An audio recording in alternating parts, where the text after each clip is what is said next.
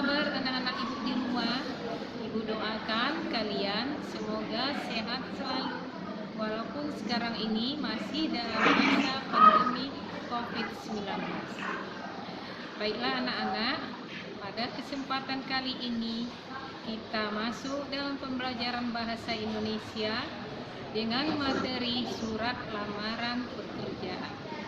Surat lamaran pekerjaan ini akan kamu peroleh di kelas 12 Mr. Ganjil dan untuk semua jurusan.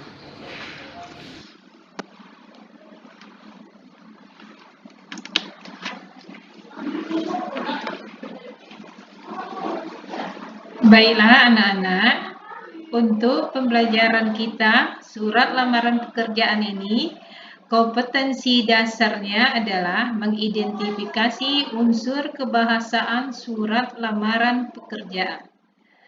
Adapun tujuan pembelajarannya, 1. Mengidentifikasi isi dan sistematika surat lamaran pekerjaan.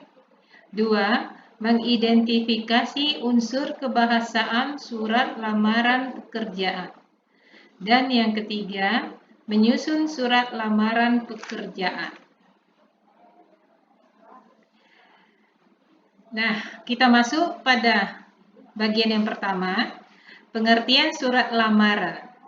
Surat lamaran pekerjaan adalah surat yang dibuat seseorang yang ditujukan kepada instansi, perusahaan tertentu dengan tujuan dapat diterima sebagai karyawan. Nah, untuk menyusun surat lamaran ini ada cara-caranya, antara lain 1. Surat lamaran digabungkan dengan riwayat hidup. 2. Surat lamaran yang dipisahkan dengan daftar riwayat hidup. Nah, ini contoh dari surat lamaran yang pertama, yaitu surat yang digabungkan dengan riwayat hidup. Di sini anak-anak bisa melihat bahwa daftar riwayat hidupnya termasuk dalam isi surat. Berarti di lampirannya tidak ada dilampirkan lagi daftar riwayat hidup. Sedangkan yang kedua, jenis suratnya surat lamaran yang dipisahkan dengan daftar riwayat hidup. Berarti di dalam isi surat itu kita di dalam isi surat itu daftar riwayat hidupnya tidak dibuat, tetapi sebagai bahan atau lampirannya kita masukkan daftar riwayat hidup. Dan yang kedua, kita masuk isi dan sistematika surat lamaran pekerjaan.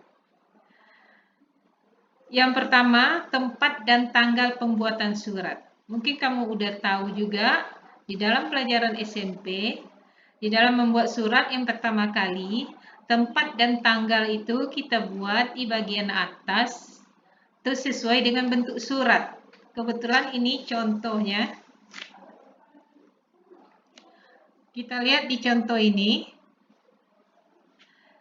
Yang pertama, tempat dan tanggal surat. Ini, tempatnya Jakarta, tanggal surat dibikin 12 September 2012. Jadi, nama kota dibuat karena ini surat pribadi untuk ditujukan kepada dinas, berarti tidak ada KOP-nya. Karena tak ada KOP, nama kota dibuat sebelum tanggal surat. Yang kedua, lampiran. Lampiran ini boleh dibuat dan boleh tidak. Seperti contoh, lampirannya kebetulan tidak dibuat. Terus yang ketiga, hal atau perihal. Hal perihal ini dibuat di sebelah kiri bagian atas, di atas alamat surat. Halnya dibuat lamaran pekerjaan saja. Terus berikutnya, alamat yang dituju. Alamat yang dituju ini, kebetulan di surat ini yang terhormat manajer personalia penerbit Erlangga, Jalan Haji Baping Raya 100, Ciracas, Pasar Rebo, Jakarta Timur. Jadi ini alamat yang akan kamu tuju untuk melamar pekerjaan. Dibuat di sebelah kiri, sejajar dengan H. Terus yang berikutnya, salam pembuka. Dalam salam pembuka di surat lamaran kerja biasanya hanya dipakai dengan kata dengan hormat. Dan selanjutnya isi surat. Isi surat ini terbagi tiga. Yang pertama, alinea pembuka. Di alinea pembuka inilah kita menentukan bahwa kita membuat surat lamaran itu berdasarkan apa. Kebetulan surat yang kamu lihat ini contoh 2, ini surat berdasarkan inisiatif sendiri. Karena alinea pembukanya berbunyi berdasarkan informasi lowongan pekerjaan sebagai asisten editor bla bla bla. Berarti ini kamu membuat surat lamaran berdasarkan inisiatif sendiri bahwa di kantor itu ada dibuka lowongan kerja. Terus alinea isi. Alinea isi ini kamu sebutkanlah identitas kamu, nama, tempat, alamat, pendidikan, bla bla bla dan seterusnya. Terus yang alinea penutup, ini alinea untuk menyatakan kita telah selesai membuat surat dengan ucapan kepada orang yang dituju. Di sini berbunyi, demikianlah surat lamaran pekerja ini saya sampaikan, atas perhatian Bapak Ibu saya ucapkan terima kasih. Nah, itulah alinea penutup. Terus yang berikutnya salam penutup. Salam penutup ini berbunyi biasanya hormat saya. Berarti ada salam pembuka dengan hormat dan salam penutup hormat saya. Dan yang terakhir, tanda tangan dan nama jelas pelamar. Sebagai surat buktinya kamu harus membuat tanda tangan. Di bawah tanda tangan buat nama jelas kamu. Nah, itulah contoh surat lamaran. Dan kalau kamu kurang paham, bisa kamu lihat lagi, kamu baca lagi di modul yang sudah Ibu serahkan. Terus bagian subjudul yang lain, unsur kebahasaan surat lamaran.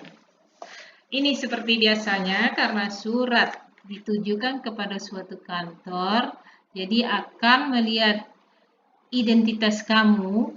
Gunakanlah yang pertama, gunakan bahasa yang baik dan benar. Karena ini surat ditujukan kepada kantor. Yang kedua, tuliskan kalimat yang singkat, jelas, efektif. Dan yang ketiga, tuliskan secara manual menggunakan tangan. Kalau diminta perusahaan itu dengan tangan, kalau diminta diketik, itu kamu ketik. Dan 4, penulisan surat lamaran mencantumkan tujuan dan alasan pelamar. Bisa kamu lihat dari contoh-contoh suratnya ya. Dan terakhir, penulisan surat lamaran harus terbaca dan rapi. Di sini Ibu katakan, kamu melamar kerja salah satu atau pertama kali kamu itu dilihat ya dari surat lamaran. Kalau surat lamaran kamu kurang jelas, kurang tepat, tidak baik, maka kamu tak akan dipanggil untuk berikutnya. Nah, ini judul berikutnya, subjudul berikut, sumber surat lamaran. Yang pertama berdasarkan inisiatif sendiri. Seperti contoh, ini kamu lihat hanya di alinea pertama membedakan kalau surat itu berdasarkan inisiatif sendiri, itu berbunyi berdasarkan informasi lowongan pekerjaan sebagai asisten editor bla bla bla. Berarti sumbernya belum ada kamu lihat di koran, di media, tapi kamu ingin inisiatif sendiri bahwa kantor itu mungkin menerima lowongan, berarti kamu langsung aja membuat surat lamaran. Jadi ini bisa jadi contoh ya. Terus yang kedua berdasarkan iklan. Kalau berdasarkan iklan inilah yang banyak kamu lihat di iklan, baik di media cetak atau media elektronik. Kamu buat surat lamaran alinea pertama itu yang membedakan. Contoh ini, setelah membaca iklan perusahaan Bapak Ibu yang dimuat di harian Kompas tanggal bla bla bla, berarti kamu sumbernya dari koran Kompas, kamu buat surat lamaran. Terus yang ketiga, berdasarkan informasi atau pengumuman dari teman atau perusahaan. Ini bisa contohnya kamu lihat dari buku cetak atau modul yang Ibu berikan. Yang terakhir, bisa kamu lihat skema atau bagan alur atau cara melamar kerja. Yang pertama, tentu kamu cari informasi terlebih dahulu, baik lisan maupun tulisan. Setelah mendapat informasi, kamu lanjutkan, pilih informasi lowongan kerja yang sesuai dengan kamu. Maksudnya sesuai dengan pendidikan kamu. Terus, pilih informasi lowongan kerja yang sesuai. Kalau kamu tamat SMK, ya cari lowongan kerja yang meminta tamatan SMK. Terus setelah itu baru kamu buat surat lamaran.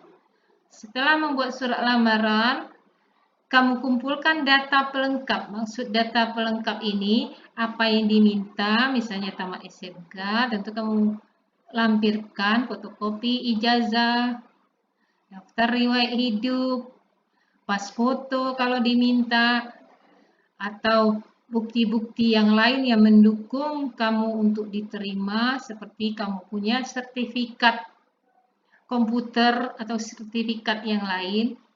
Nah, itu dikumpulkan. Setelah itu kamu bundel jadi satu berkas. Masukkan ke dalam amplop. Setelah itu kirim langsung, baik dengan pos atau email sesuai yang diminta. Setelah itu baru kamu tunggu balasannya. Itulah alur melamar kerja. Nah, sekian pembelajaran kita kali ini. Mudah-mudahan kamu paham, mengerti. Tapi kalau masih belum paham, bisa kamu lanjutkan membaca modul dengan teliti, baca berkali-kali. Mudah-mudahan kamu paham. Terima kasih.